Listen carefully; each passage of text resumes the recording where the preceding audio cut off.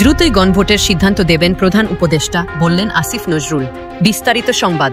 গণভোট কবে হবে সে বিষয়ে প্রধান উপদেষ্টা দ্রুতই সিদ্ধান্ত দেবেন বলে জানিয়েছেন আইন উপদেষ্টা অধ্যাপক আসিফ নজরুল। গণভোট নিয়ে বিএনপি ও জামায়াতে ইসলামীর পাল্টাপাল্টি অবস্থানের মধ্যে কথা বললেন তিনি।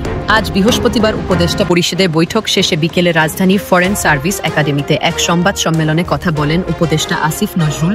এ সময় প্রধান উপদেষ্টার প্রেস সচিব শফিকুল আলম উপস্থিত ছিলেন। গণভোট কবে হবে তা নিয়ে রাজনৈতিক দলগুলোর মধ্যে বিরোধ তীব্রতম পর্যায়ে পৌঁছে গেছে বলে মন্তব্য করেন উপদেষ্টা আসিফ নজরুল। তিনি বলেন, সিদ্ধান্ত নেবেন প্রধান উপদেষ্টা।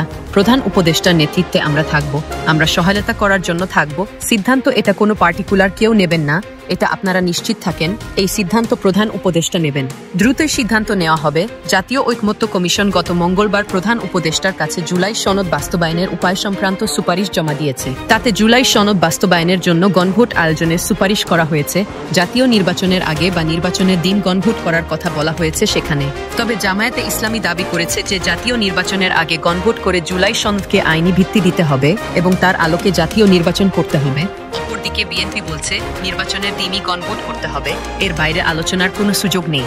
জুলাই সনদ বাস্তবায়নের সুপারিশ নিয়েও ক্ষোভ প্রকাশ করেছে বিএনপি। দলটি বলছে যে জুলাই সনদে রাজনৈতিক দলগুলো স্বাক্ষর করেছিল তার বাইরে অনেক বিষয় এখানে যুক্ত করা হয়েছে। জুলাই সনদ বাস্তবায়নের সুপারিশ নিয়ে দলগুলোর এই পাল্টাপাল্টি অবস্থান নিয়ে কথা বলেছেন আইন উপদেষ্টা অধ্যাপক আসিফ নজরুল। তিনি বলেন, 270 দিন আলাপ আলোচনা করার পর রাজনৈতিক দলগুলোর বক্তব্যের মধ্যে যে অনেকের সুর দেখা যাচ্ছে তা হতাশাব্যঞ্জক।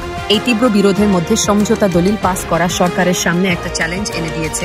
আসিফ নজরুল বলেন, দলগুলোকে এত আলোচনার সময় দেওয়া হয়েছে, এরপরও তারা যে অনৈক্য দেখাচ্ছে তাতে জুলাইয়ের স্পিরিটকে চেতনা তারা কোথায় নিয়ে গেছে এটা তাদের বিবেচনা করা উচিত। তিনি বলেন, রাজনৈতিক দলগুলো যদি একভাবে তাদের অবস্থান নেওয়ার জন্য সরকারকে জোর করে